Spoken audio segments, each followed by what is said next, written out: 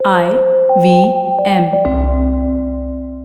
एक डाइकोटोमी मुझे आपकी किताब पढ़ते हुए दिमाग में और एक आई कि हम जनरली तो गवर्नमेंट को ज़्यादा भरोसा मतलब इन जनरल अगर हमें बोलना हो तो सब लोग गवर्नमेंट या स्टेट के अगेंस्ट बोलने के लिए रेडी रहते हैं। But at the same time हम उनमें बहुत ज़्यादा ट्रस्ट भी रखते हैं। तो आपने एक कहीं कोट किया है कि ज़्यादातर 70% लोग एक्चुअली गवर्नमेंट को ट्रस्ट करते हैं वर्सेस मीडिया को उनसे कम लोग ट्रस्ट करते हैं और एनजीओज़ को उससे भी कम लोग ट्रस्ट करते हैं। तो ये भी एक डाइकोटोमी कि हम उनको हमेशा एक नहीं भी पसंद करते, हम जानते भी हैं कि उनकी चीज़ों में बहुत सारी खामियाँ भी हैं, पर हम उनको ट्रस्ट भी करते हैं।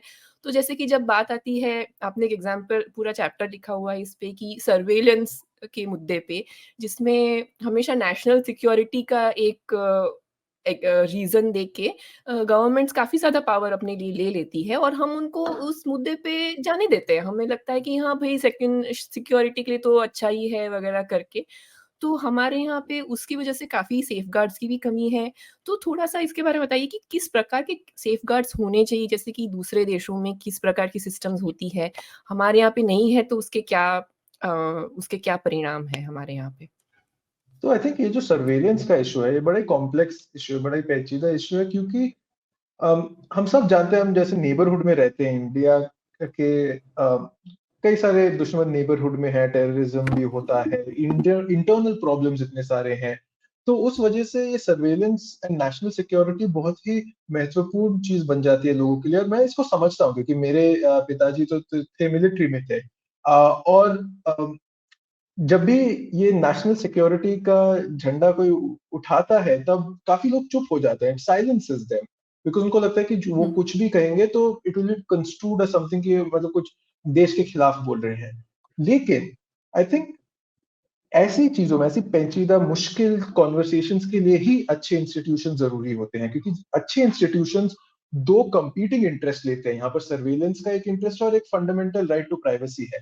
ये दोनों को कैसे बैलेंस किया जाए is what institutions will show us. So मैंने मतलब काफी सारा लिखा है बुक में इसके बारे में, लेकिन मैं तीन चीजें कहूंगा जो कि आई थिंक करनी चाहिए फ्रॉम अ सर्वेलेंस पर्सपेक्टिव। पहली बात कि अगर आप सोचे कि क्या आपको ठीक रहेगा कि अगर पुलिस किसी कभी भी आपके घर के अंदर आके रेड कर दे?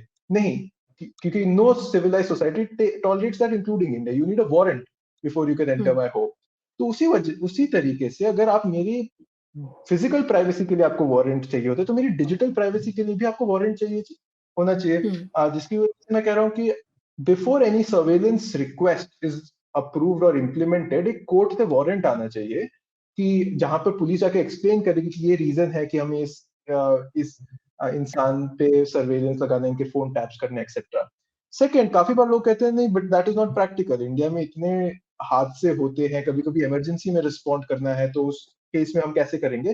तो ठीक है, इमरजेंसी पावर्स भी आप ले लीजिए, लेकिन जैसे हुँ, कि किसी को अरेस्ट करते समय भी अगर आप उन्हें अरेस्ट करते हैं तो विद इन सम टाइम उनको एक मैजिस्ट्रेट के सामने प्रेजेंट करना पड़ता है।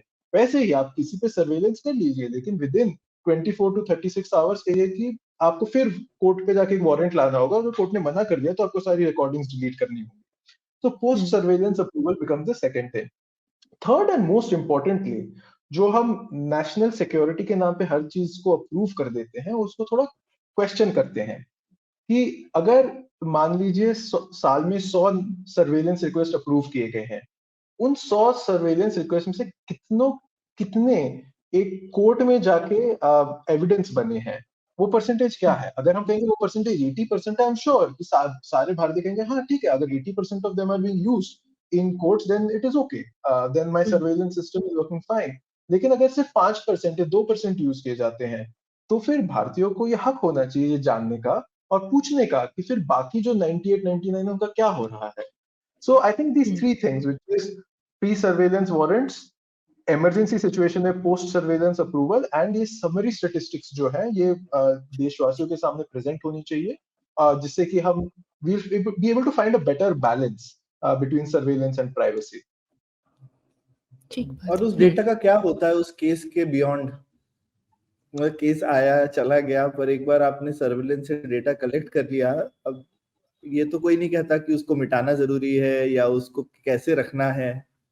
तो ये बिल्कुल। ये और चीजें मैं काफी देखता हूँ अक्सर, हम सिर्फ परमिशन पे रहते हैं कि परमिशन थी कि नहीं, चलो एक बार परमिशन मिल भी गई, उसके बाद वो डेटा का क्या होने वाला है। बिल्कुल, एंड कुछ ऐसे केसेस हुए हैं जिसमें कि जैसे बॉम्बे हाई कोर्ट ने कुछ सर्वेलेंस केसेस में आके कहा कि आप रिकॉर्डिंग डिलीट कीजिए, सीबीआई को बोला था, लेकिन बार-बार कोर्ट्स थोड़ी ना आते रहेगा, तो ऐसे कोई सिस्टम भी होना चाहिए कि एक बार आपको कन्विक्शन मिल गया या नहीं मिला है, आप डिलीट कर दीजिए। IVM